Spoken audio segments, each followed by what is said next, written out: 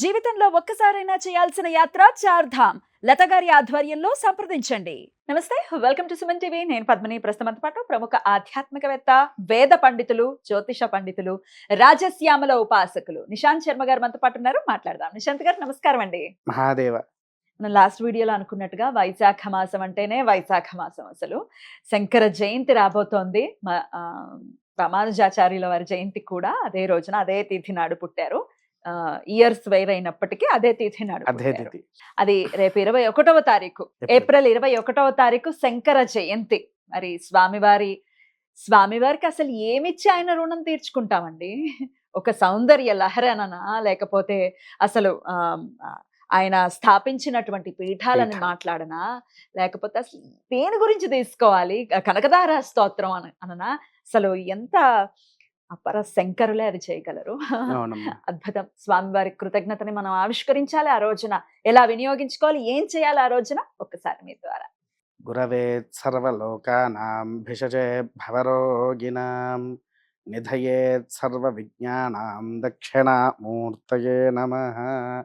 విధితాఖిల శాస్త్ర సుధా జలతే మహితోపనిషత్క్రతితార్థనితే హృదయే కలయే విమలం చరణం భవశంకరదేశిక మే శరణం భవశంకరదేశిక మే శరణం. ఎంతో మంది గురించి, మామూలుగా దేవతల మూర్తుల గురించి, ఎందరి గురించో మాట్లాడుతూ ఉంటున్నాం. వాస్తవానికి ఏంటి అని అంటే, గురు పౌర్ణమి అనగానే దక్షిణామూర్తితో సహా ప్రతి ఒక్క దేవతామూర్తులను ఆరాధిస్తూ ఉంటూ, కానీ కంచి నుంచి చాతుర్మాన్య పీఠాన్ని పెట్టినటువంటి శంకరాచార్యుల వారు, వారి యొక్క శిష్య బృందము, శృంగేరిలో భోగలింగం, కంచిలో యోగలింగం, కాశీలో ఆత్మలింగం, అలా 5 స్ఫటికలింగాలను సాక్షాత్కరంగా పార్వతీదేవి యొక్క చేతుల నుంచి తీసుకున్నటువంటి సౌందర్యలహరిని ఇప్పటికీ కంచిలో అమ్మవారి దగ్గర నిత్యంగా పూజలు జరుగుతూ ఉంటాయి. శంకరాచార్యుల వారి గురించి మనం ఎంత చెప్పినా అది తక్కువే. ఎందుకనంటే పూర్వంలో సనాతన ధర్మాన్ని అంటే చూసేవారు, చేసేవారు, అందరూ మామూలుగా ఉండేది. కానీ ఏంటి అంటే కులమత విద్వేతాలు అప్పుడు విపరీతంగా ఉండేది. కానీ సనాతన ధర్మం గొప్పతనం గురించి ప్రతి ఒక్క వైపు తిరుగుతూ భారతదేశాన్ని 32 సంవత్సరాల్లో 3 సార్లు తిరిగి కైలాసానికి కాలినడకతో కైలాసానికి 5 సార్లు వెళ్ళేసి ఆ పార్వతీ పరమేశ్వరుల దర్శనాన్ని తీసుకొని వచ్చి భారతదేశానికి ఇది మన ధర్మము అని చాటి చెప్పినటువంటి మహా యోధుల్లో ఆదిశంకరాచార్య. ఖచ్చితంగా 72 అవైదిక మతాలని ఖండించి మళ్ళీ పునరుద్ధరించారు సనాతన ధర్మాన్ని. ఇందులో ఒక విషయం ఏంటంటే తల్లి, శంకరాచార్యుల వారు జయంతి తర్వాత రామానుజుల వారు జయంతి. శివాయ విష్ణు రూపాయ శివరూపాయ విష్ణవే శివస్య హృదయం విష్ణు విష్ణోస్స హృదయగుం శివ అన్నారు. అంటే శంకరాచార్యుల వారు ఆ పరమేశ్వరుడే శంకరాచార్యుల వారి అవతారంలో ఉన్నారు. కానీ వీరికంటే ముందు రామానుజుల వారు ఉన్నా ఆ రామానుజుల వారు శ్రీమన్నారాయణ రూపంలో జన్మించారు. అందుకోసమే వీరిద్దరి జన్మదినము కూడా ఒకటే రోజుగా మారింది. ఒకటే తిథి, ఒకటే రోజు, ఒకటే తత్వము కూడా. పైగా శంకరాచార్యుల వారు కూడా సన్యాసాన్ని స్వీకరించిన రోజు కూడా ఇదే అని చెప్పేసేసని అంటారు. అందుకోసం ఇవన్నీ కలిసి వచ్చేసరికి శంకరాచార్యుల వారికి చాలా, మీరు చూడండి వేద పాఠశాలల్లో పిల్లలకు కూడా ఇదే ఎంట్రన్స్ ఎగ్జామ్స్ అని అంటారు.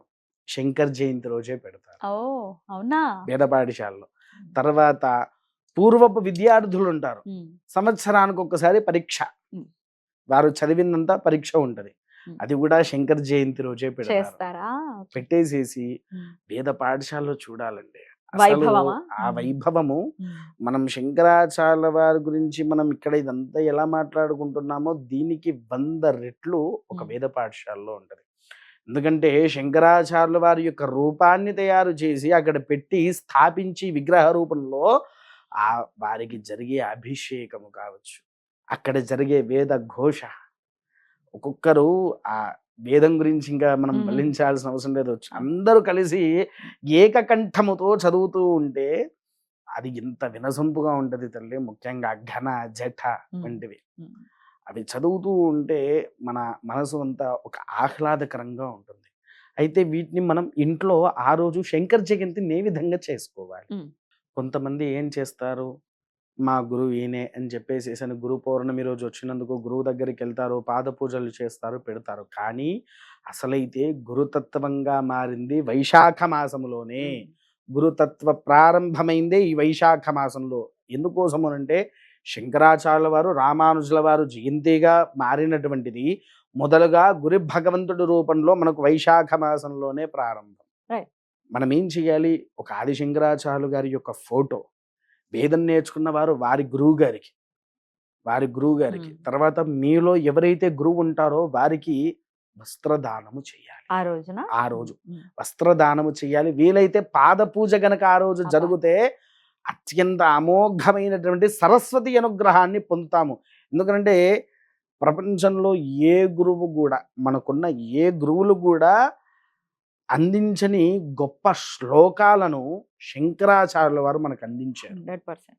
అందులో ముఖ్యంగా లక్ష్మీదేవి కరుణ రావాలి అని కనకధారా స్తోత్రం నిజంగా మన కోసమే చేశారా అనిపిస్తుంది. మన కోసమే కలియుగంలో అలమటించిపోతున్నాం ఈ ఆర్థిక సమస్యలతో. అసలు కనకధార పట్టుకుంటే ఏమిటండి బాబు అంత మహిమ.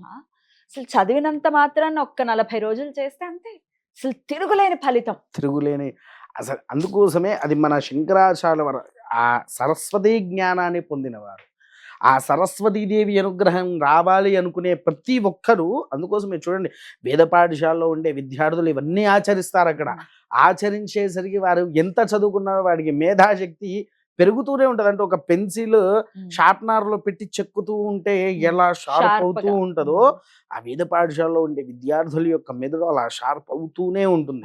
అందుకోసమే ఆ రోజు ఎప్పుడైతే మనం గురుతత్వాన్ని స్వీకరించి గురుతత్వారాధన చేసినప్పుడు అత్యంత పూర్వ ఫలితాన్ని మనం పొందుతాం. ముఖ్యంగా సరస్వతీదేవి కరుణ. మనం మాఘమాసం వచ్చింది అని అంటే మాఘమాసంలో అక్షరాభ్యాసం చేస్తాం.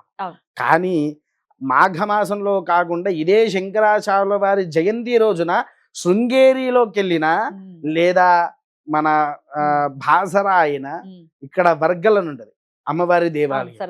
ఇలా అమ్మవారి దేవాలయంలో ఒక గురువు చేత నీవు అక్షరాభ్యాసాన్ని గావిస్తే అమోఘమైనటువంటి సరస్వతి అనుగ్రహం మనకు వస్తుంది తల్లి.